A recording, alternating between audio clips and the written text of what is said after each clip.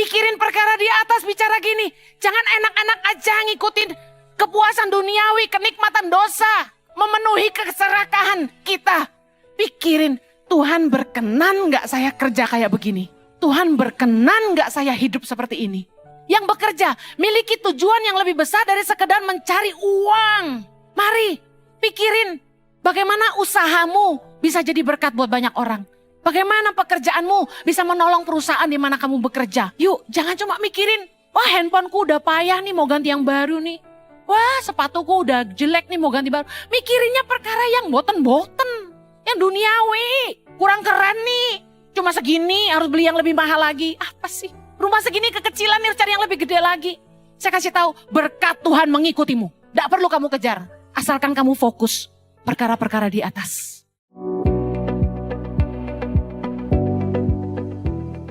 Hari ini saya akan bicara tentang things above, perkara-perkara yang di atas.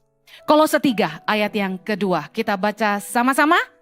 Pikirkanlah perkara yang di atas, bukan yang di bumi. Set your mind on things above, not on things on the earth, kata NKJV. Kita harus mengarahkan pikiran kita. Set your mind, pikirkan hal-hal yang di atas, bukan hanya perkara-perkara yang di dunia. Pikirkan perkara-perkara ilahi, bukan melulu perkara-perkara duniawi. Yang mau katakan amin. Roma 12 ayat 2 berkata, janganlah kamu menjadi serupa dengan dunia ini. Tetapi berubahlah oleh pembaharuan budimu. Sehingga kamu dapat membedakan manakah kehendak Allah, apa yang baik, yang berkenan kepada Allah, dan yang sempurna. Bahaya sekali kalau kita enggak arahkan pikiran kita kepada perkara-perkara duniawi, kita akan hanyut dengan arus duniawi. Yang dipikirin cuma urusan-urusan duniawi. Dunia ini menawarkan hal-hal yang memuaskan daging kita.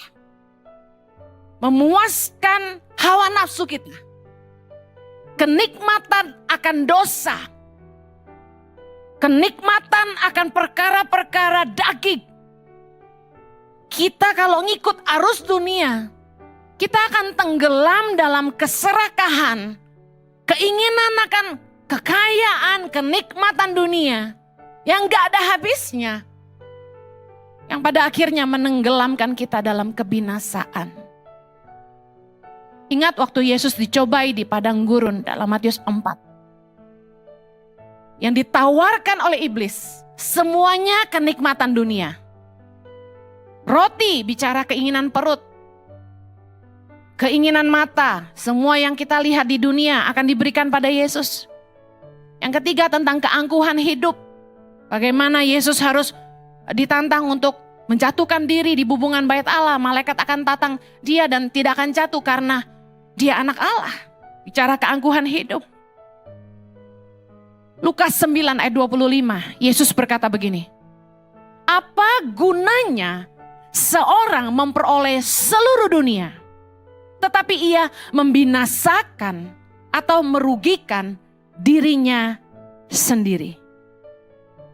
Yesus mengingatkan kita, jangan sampai kita melupakan hal yang jauh lebih penting dari sekedar pemenuhan kebutuhan hidup.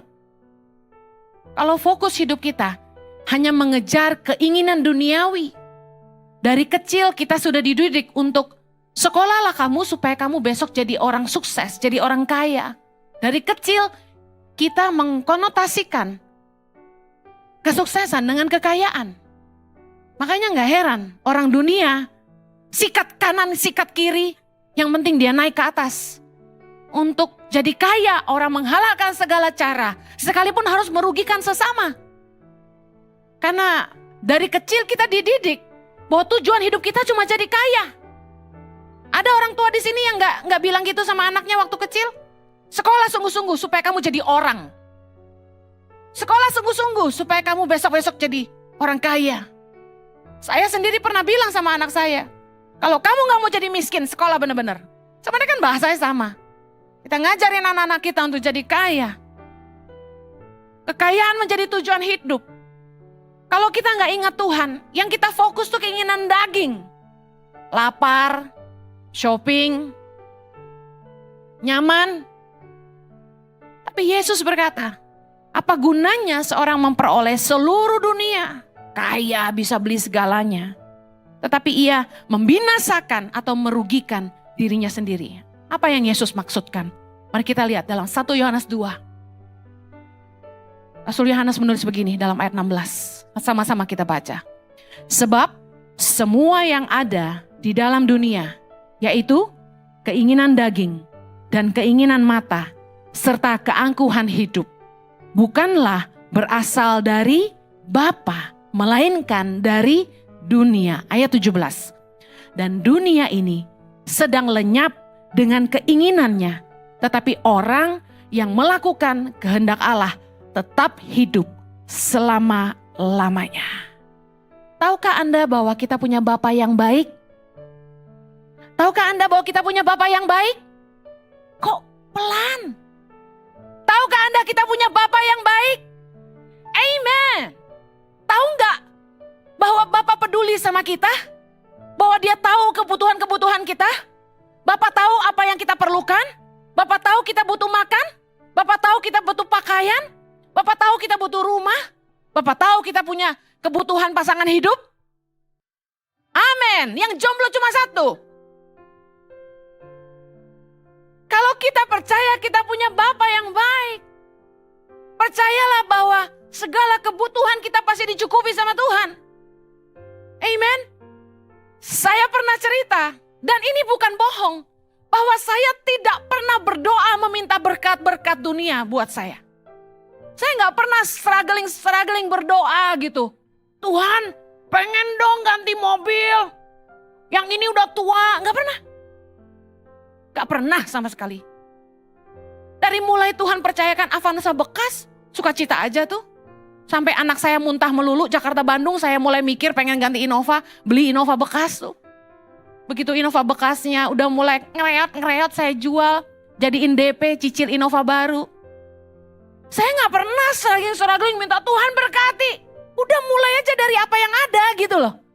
Saya percaya Tuhan pasti cukupkan. Amen. Gak pernah tuh, Tuhan kasih rumah yang gedean dikit dong. Deket-deket Menteng situlah. Gak pernah saya. Gak pernah minta, Tuhan kasih dong cincin diamond princess cut yang kurang lebih 1-2 karat gitulah gitu kan. Gak pernah. Tuhan, kok dia bisa beli Chanel, saya enggak. Kok dia bisa ini, dia bisa itu. Saya enggak pernah mikirin kayak begituan. I don't know why. Kenapa? Karena saya tahu Bapa saya tahu apa yang saya butuhkan.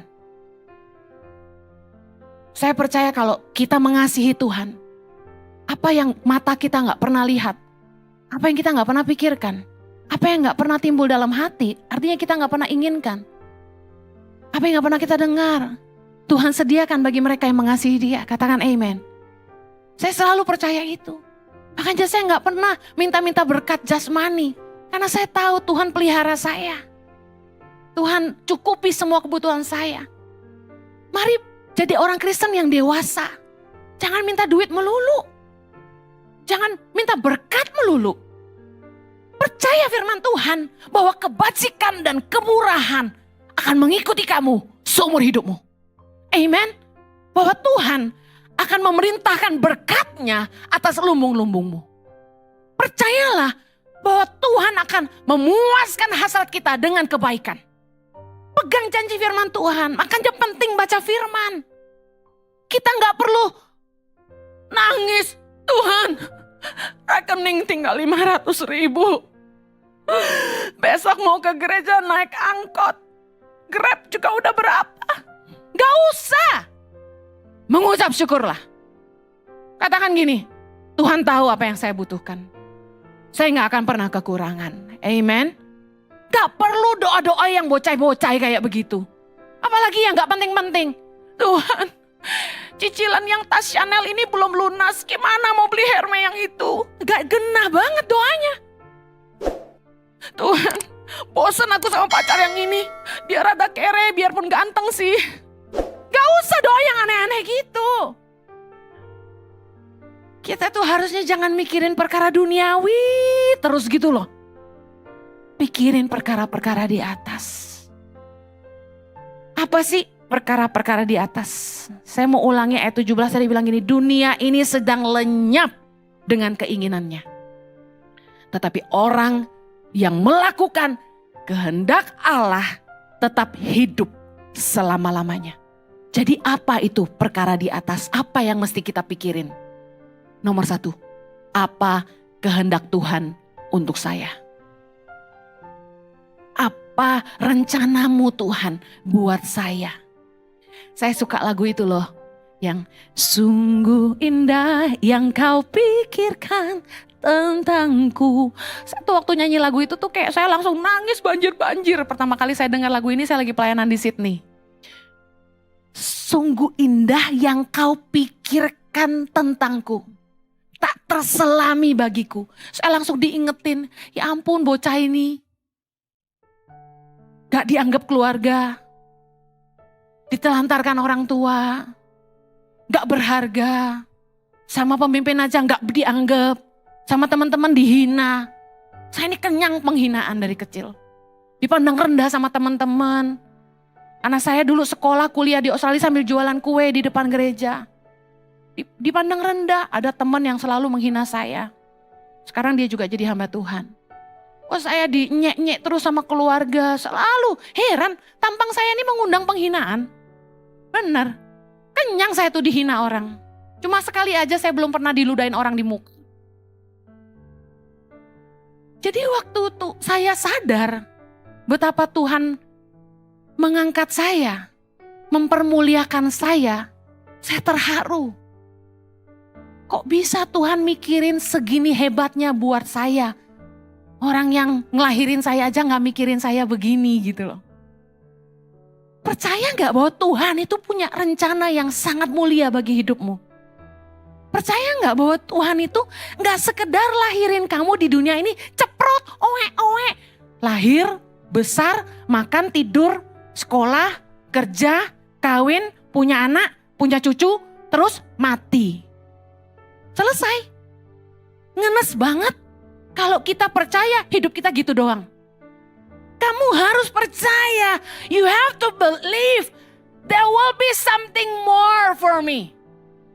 Pasti ada sesuatu yang lebih daripada sekedar nafas dan buang angin buat saya.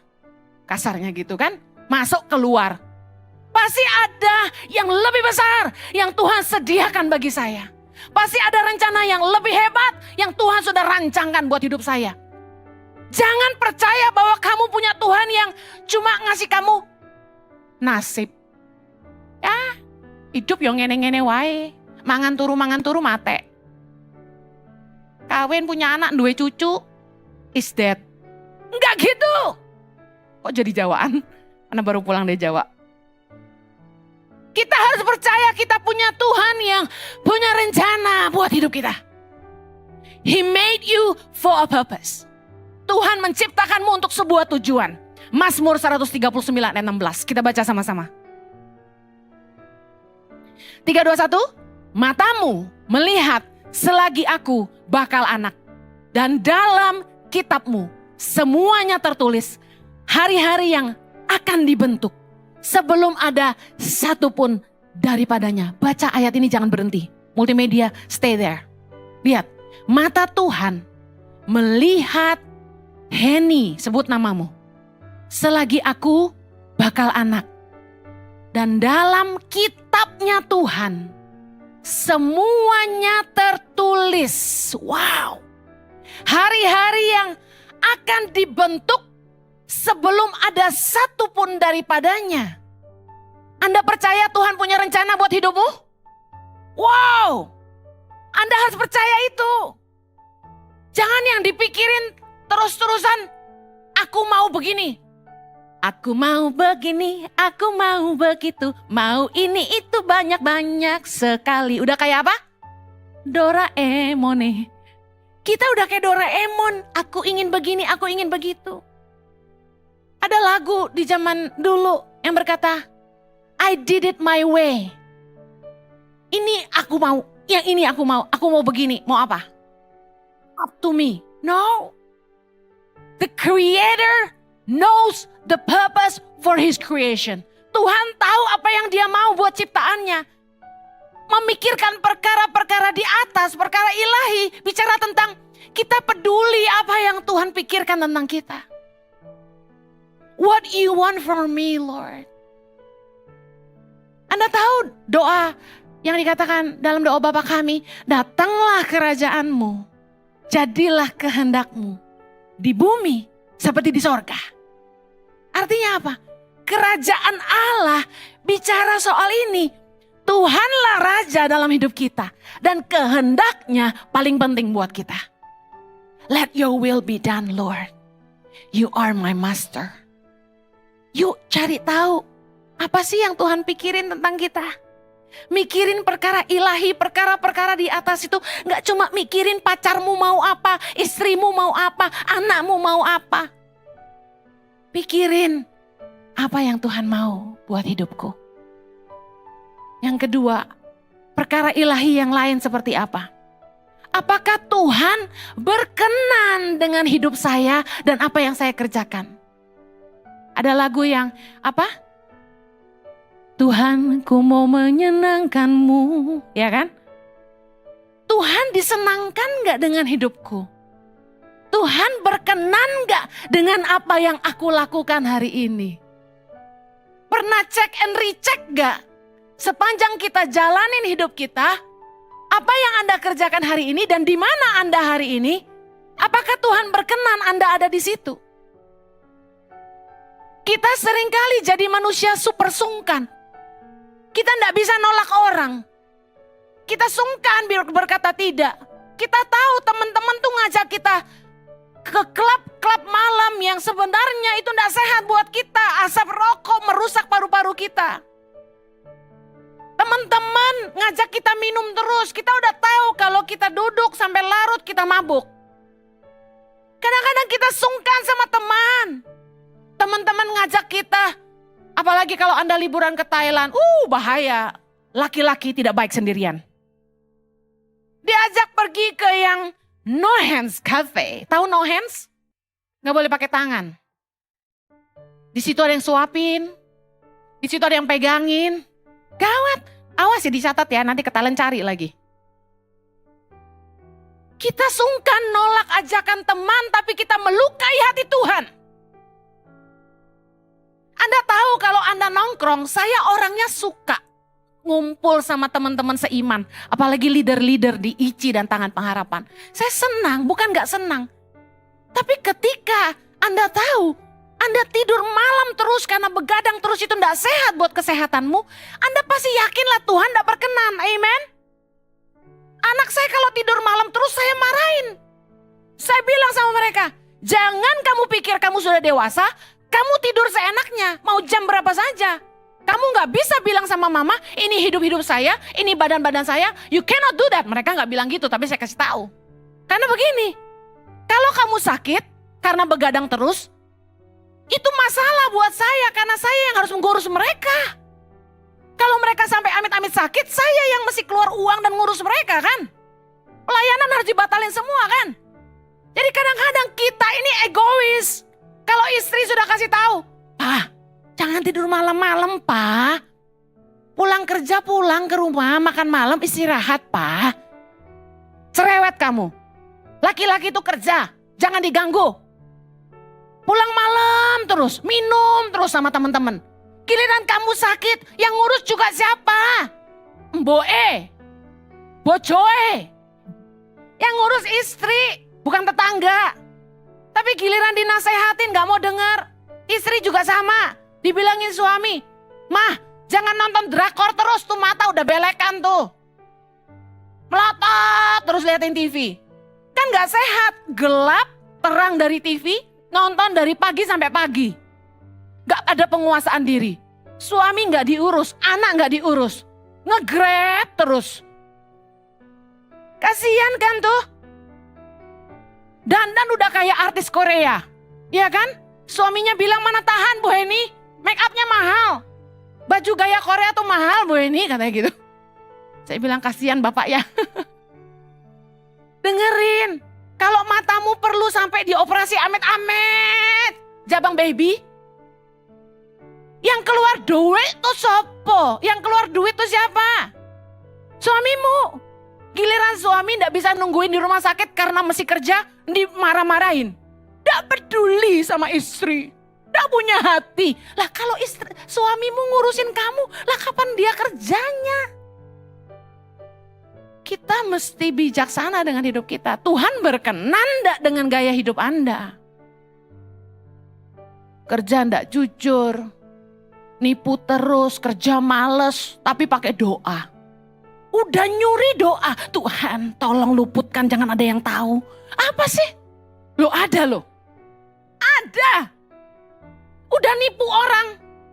Telepon saya. Bu Heni, tolong doakan saya. Kenapa saya tanya? Supaya orang yang saya tipu gak nuntut saya. Kamu gimana sih? Saya bilang Tuhan gak bisa diperalat seperti itu. Kamu nabur, kamu nuai. Tak marahin malah sama saya. Bu Heni, saya utang keliling Bu Heni. Tolong bantu saya lunasi hutang saya. Aku bilang, kamu kira saya bank? Bank aja gak gampang dipinjam duit, apalagi saya. Gak mau, saya bilang. Tanggung sendiri akibatnya. Kamu yang makan kok saya yang bayar. Enggak, kecuali saya traktir kamu. Bisa paham ya? Kadang-kadang kita gak bijak sama hidup kita gitu loh. Tidakkah kamu tahu, kata firman Tuhan, bahwa tubuhmu adalah bait Roh Kudus. Bait Allah yang kudus. Tapi kita ndak urus bait Allah ini. Kita karepe dewe, seenak sendiri. Pikirin perkara di atas, bicara gini. Jangan enak-enak aja ngikutin kepuasan duniawi, kenikmatan dosa. Memenuhi keserakahan kita. Pikirin, Tuhan berkenan gak saya kerja kayak begini? Tuhan berkenan gak saya hidup seperti ini? Ada yang bilang sama saya, Bu Heni, saya ini rentenir. Pinjemin uang makan bunga, dosa enggak? Duh, jangan tanya saya, baca firman aja. Roma 12 ayat 1 berkata, persembahkanlah tubuhmu sebagai persembahan yang hidup, yang kudus, dan yang berkenan kepada Allah. Itu adalah ibadahmu yang sejati. Hei, ibadah itu bukan hanya ke gereja hari Minggu. Tapi ibadah itu hidupmu. Senin sampai Minggu, 7/24. Hidup kita adalah ibadah, katakan amen. Berkenan enggak Tuhan sama apa yang kita kerjakan? 1 Petrus 4 ayat 3. Baca sama-sama. Sebab telah cukup banyak waktu kamu pergunakan untuk melakukan kehendak orang-orang yang tidak mengenal Allah. Kamu telah hidup dalam rupa-rupa hawa nafsu, keinginan, kemabukan, pesta pora, perjamuan minum, dan penyembahan berhala yang terlarang. Dengar baik, bedanya tipis sekali berusaha relevan dengan dunia supaya kita jadi saksi Tuhan dengan menjadi seperti dunia. Hati-hati, kita sering pakai alasan, aku tuh masih bergaul sama teman-teman yang tukang minum-minum itu supaya aku bisa memenangkan mereka bagi Kristus. Luar biasa. Hati-hati. Menjadi relevan, tidak menghakimi.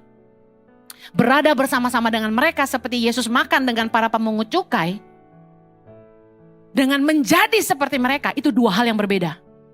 Yesus duduk makan bersama dengan orang berdosa. Dikatakan bersama dengan para pemungut cukai. Tapi saya mau tanya, apakah Yesus menjadi pemungut cukai? Saya khotbah tentang minum boleh, mabuk jangan. Ada yang alasan gini, oh Bu Heni saya minum gak pernah mabuk. Saya baca ayatnya di khotbah itu ada dua. Minum anggur sedikit baik untuk pencernaan. Lalu kalau tubuh sedang lemah, minumlah anggur sedikit. Nah, ciapo bahasa orang Chinese ya. Kita ciapo, ngerti ya? Kalau orang habis melahirkan ayam arak kan, memang arak bagus buat kesehatan. Tetapi firman Tuhan jelas katakan sedikit. Nah, sedikitnya ini dimanipulasi. Sedikitnya seberapa? Kalau saya bisa bilang sloki, 1 sloki. Ya, Anda mau minum wine, sedikit aja. Jangan 1 botol. Terus berani lagi ngomong sama saya. Saya sebotol aja gak mabuk, Bu Heni. Gak gitu. Tuhan berkenan gak kamu begitu? Kan gitu. Waktu kamu mau kerja, waktu kamu mau bikin keputusan, apapun dalam hidupmu, kalau kamu takut Tuhan, kamu tanya Tuhan, kira-kira Tuhan berkenan gak saya kerja ini? Kalau saya begini nih Tuhan berkenan gak? Main-main api, telepon pacar lama. Hei, Tuhan berkenan gak? Suami kan gak tahu. Suami tahu juga gak marah kok, Bu Heni. Hei, berkenan gak? Yang berikutnya, perkara di atas itu apa? Karya apa yang bisa saya persembahkan bagi Allah? Yohanes 15 ayat 16 berkata begini. Bukan kamu yang memilih aku. Yesus berkata, akulah yang memilih kamu dan aku telah menetapkan kamu supaya kamu pergi dan menghasilkan buah dan buahmu itu tetap. Supaya apa yang kamu minta kepada Bapa dalam namaku diberikannya kepadamu. Tuhan mau hidup kita berbuah. Yesus bilang, kita harus berbuah. Buah dalam firman Tuhan bicara soal 3 hal. Yang pertama, pertobatan. Buah, lahirkanlah buah yang sesuai dengan pertobatan kata Yesus. Yang kedua, buah bicara soal jiwa-jiwa. Tuhan ingin kita memuridkan, memenangkan bangsa-bangsa. Yang ketiga, buah bicara soal karya, katakan karya. Dalam hidup kita, jangan hanya melulu cari harta. Tapi berkaryalah bagi kerajaan Allah. Tuhan mau hidup kita jadi berkat buat orang lain. Mikirin perkara di atas tuh gini. Apakah usaha saya ini berdampak ya buat hidup orang banyak? Apakah usaha saya ini berbuah ya? Jadi berkat gitu buat orang-orang di sekeliling saya. Kalau dapat berkat dari Tuhan, mikirin perkara di atas tuh gini. Tuhan mau saya memberkati siapa ya? Jadi kalau kita dapat berkat, jangan melulu, yes, gue bisa beli iPhone baru, yes, gue bisa beli mobil baru. Coba, jangan melulu perkara duniawi, tapi perkara di atas. Tuhan mau saya memberkati siapa? Saya kesaksian buat Anda. Saya di pesawat, sama Roh Kudus ditaruh, berkati orang-orang ini. Tuhan taruh di hati saya. Wah Tuhan, banyak ini orangnya, 10. Ya, Tuhan bilang berkati mereka. Sedap, gue lagi butuh duit gitu kan. Udah, saya transfer satu-satu dengan ketaatan. Setelah saya transfer, malamnya, itu pagi. Malamnya, orang kasih saya tunai senilai yang saya bagikan untuk 10 orang itu. Tuhan keren gak? Kadang-kadang kita itu diberkati Tuhan bukan untuk kita sebenarnya. Tuhan cuma pakai tangan kita. Kita harus doa kalau kita diberkati Tuhan. Tuhan ini buat siapa? Jangan yes, beli ini baru, beli itu baru. Coba tanya Tuhan, apakah hidup saya sudah berbuah buat kerajaan sorga? Filipi 1 ayat 22a, Rasul Paulus berkata gini, tetapi jika aku harus hidup di dunia ini, itu berarti bagiku bekerja memberi buah. Apa maksudnya? Jangan cari uang hanya untuk memperkaya diri sendiri. Miliki tujuan yang lebih besar untuk sekedar menjadi kaya. Miliki tujuan yang lebih besar dari sekedar menjadi kaya. Yang bekerja, miliki tujuan yang lebih besar dari sekedar mencari uang. Mari pikirin bagaimana usahamu bisa jadi berkat buat banyak orang. Bagaimana pekerjaanmu bisa menolong perusahaan di mana kamu bekerja. Filipi 2 ayat 4, Rasul Paulus berkata, dan janganlah tiap-tiap orang hanya memperhatikan kepentingannya sendiri, tetapi kepentingan orang lain juga. Ini perkara ilahi. Gak cuma mikirin diri sendiri, perutmu sendiri. Jangan cuma mikirin duniawi, mikirin perkara ilahi. Yang terakhir, mikirin perkara yang di atas itu apa? Apa sih yang saya bisa kontribusi untuk pekerjaan Tuhan? Apa sih yang bisa saya kontribusi untuk kemajuan kota dan bangsa? Yeremia 29 ayat 7. Baca sama-sama. Usahakanlah kesejahteraan kota kemana kamu aku buang. Dan berdoalah untuk kota itu kepada Tuhan, sebab kesejahteraannya adalah kesejahteraanmu. Maksudnya gini, kalau kota Jakarta ini makin gak aman, tingkat kejahatan tinggi, orang miskin makin banyak. Menurut Anda, aman gak kita tinggal di kota ini? Aman gak anak cucu kita tinggal di Indonesia? Kalau di Indonesia orang miskin makin banyak, orang jahat makin banyak. Aman gak anak-anak cucu kita tinggal di sini? Gak aman. Makanya orang yang sudah punya uang pada beli rumah di luar negeri. Karena merasa gak aman. Ini maksud firman Tuhan. Bacanya tuh dengan gini loh. Usahakanlah kesejahteraan kota. Kemana kamu aku buang. Berdoalah untuk kota itu kepada Tuhan. Sebab kesejahteraannya adalah kesejahteraanmu. Saya selalu mikirin, Tuhan, apalagi yang saya harus lakukan buat bangsa Indonesia? Tuhan, bagaimana saya membuat pendidikan di Indonesia lebih maju? Karena saya greget dengan metode pendidikan di Indonesia. Ganti menteri, ganti kurikulum. Terus ada lembaga-lembaga pendidikan yang seharusnya penting. Itu sekarang sudah tidak ada, seperti SPG, zaman saya dulu kecil. Sekolah Pendidikan Guru, itu bagus. Ngapain kuliah lama-lama mahal-mahal, kalau cuma mau jadi guru mah udah dari lulus SMP dia masuk SPG, Sekolah Pendidikan Guru. Bagaimana Tuhan melahirkan 1000 pemimpin buat Indonesia. Saya mikirin, Tuhan aku ini putus asa loh ngeliatin Indonesia. Saya dengar bagaimana politik di bangsa ini mengerikan. Orang yang gak salah bisa dipenjara. Orang yang kaya jujur bisa dibangkrutkan. Ngeri. Saya rasanya mau nangis kalau mikirin tanggung jawab yang Tuhan kasih. Melahirkan 1000 pemimpin bagi Indonesia. Yang takut akan Tuhan. Mencintai rakyat. Cerdas dan berintegritas. Saya gemetar. Merasa gak sanggup. Merasa putus asa. Merasa gak tahu gimana caranya. Saya liatin staf-staf saya di sekolah berasrama. Saya mikir terus, Tuhan gimana caranya supaya staf-staf di sekolah berasrama itu bisa mendidik anak-anak jadi calon pemimpin bangsa. Staf-staf sekolah berasrama dari seluruh Indonesia sedang kumpul di Jakarta. Mereka landing kemarin. Kami bekerja sama dengan YWAM untuk mementor mereka 2 minggu ke depan. Doakan mereka supaya mereka dipersiapkan jadi orang-orang yang melahirkan pemimpin-pemimpin bangsa yang takut Tuhan. Mencintai rakyat, cerdas dan berintegritas. Amen. Semua guru-guru, pengurus asrama kami datangkan ke Jakarta. Investasi besar untuk bangsa Indonesia. Amen. Kalau ada yang mau memberkati mereka dengan makanan, kirim aja ke asrama Tangan Pengharapan di Kelapa Gading. Pasti mereka senang sekali.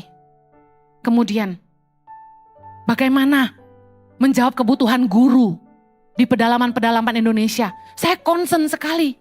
Saya ke pedalaman Indonesia, saya menemukan sekolah-sekolah tutup. Tutupnya gak nanggung-nanggung.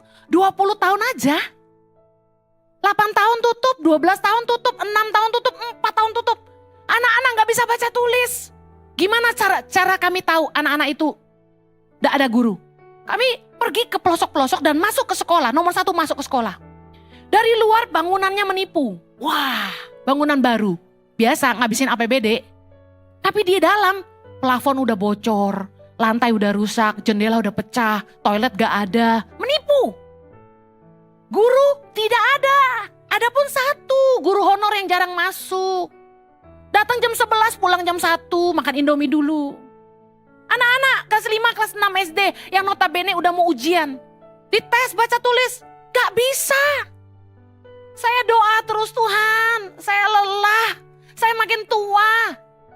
Dari 2013 sampai hari ini kami terus berjuang, rekrut guru, latih, kirim ke seluruh Indonesia. Saat ini ada 250 guru tersebar di seluruh Indonesia.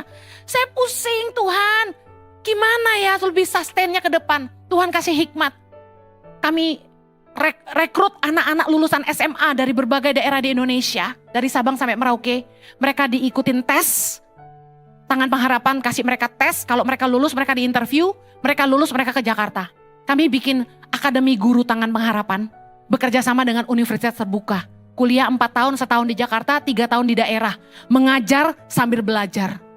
Doakan kami, sudah masuk 2 batch, total kurang lebih hampir 40 anak. Kan kita butuh sekitar 1.000 guru buat Indonesia. Saya mikirin perkara-perkara ilahi tentang bagaimana saya bisa mengeluarkan orang dari kemiskinan. Saya lagi putus asa dan terus berdoa. Saya sampai curhat sama teman saya, orang yang punya usaha investasi. Saya bilang, Andi, dia punya Kejora Venture, tolong gua dong.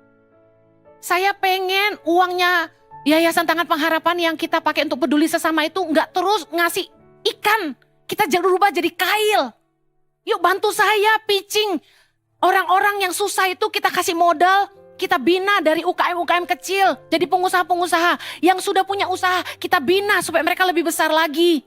Gimana yo Andi, tolong saya. Saya terus cari jaringan. Nah puji Tuhan, teman baik saya ini akan datang dari Singapura malam ini. Dia kasih waktunya 1 hari penuh. Besok ketemu kami tim di sini. Seharian kami akan brainstorming. Kami akan bikin program UKM apa untuk menolong jemaat yang tidak mampu dan masyarakat yang gak mampu di Jabodetabek. Doakan kami terus. Mikirin perkara ilahi. Saya makin tua, saya ngitung umur, saya kuat berapa tahun. Saya harus mikirin Tangan Pengharapan ini masih kuliahin anak segini banyak. Gimana kalau saya udah gak ada nanti? Saya mikir usaha apa yang saya harus bangun supaya mereka bisa kuliah terus sampai selesai. Supaya ketika saya dipanggil Tuhan mereka tetap bisa selesai. Yuk jangan cuma mikirin, wah handphoneku udah payah nih mau ganti yang baru nih. Wah sepatuku udah jelek nih mau ganti baru. Mikirinnya perkara yang boten-boten. Yang duniawi. Kurang keren nih. Cuma segini harus beli yang lebih mahal lagi. Apa sih? Rumah segini kekecilan nih harus cari yang lebih gede lagi. Saya kasih tahu, berkat Tuhan mengikutimu. Tidak perlu kamu kejar. Asalkan kamu fokus perkara-perkara di atas. Bukan hanya perkara-perkara di bumi. Saya berdoa, saya sudah kasih contoh banyak tadi bisa menolong Anda. Amen. Saya akhiri Titus 2 ayat 12. Ia mendidik kita supaya kita meninggalkan kefasikan dan keinginan-keinginan duniawi. Dan supaya kita hidup bijaksana, adil, dan beribadah di dalam dunia sekarang ini. Mari jangan hanya pikirkan perkara-perkara duniawi, tapi arahkan pikiranmu kepada perkara-perkara ilahi yang mau dipakai Tuhan. Katakan amin. Kita berdoa. Bapa, terima kasih untuk firman-Mu yang mengajar kami. Ajar kami untuk terus mengerti isi hati-Mu Tuhan. Hamba-Mu berdoa supaya umat-Mu boleh fokus mencari apa yang Tuhan mau untuk hidup mereka. Apa rencana-Mu, kehendak-Mu buat hidup mereka. Apakah Tuhan berkenan dengan hidup mereka? Apakah Tuhan berkenan dengan apa yang mereka kerjakan?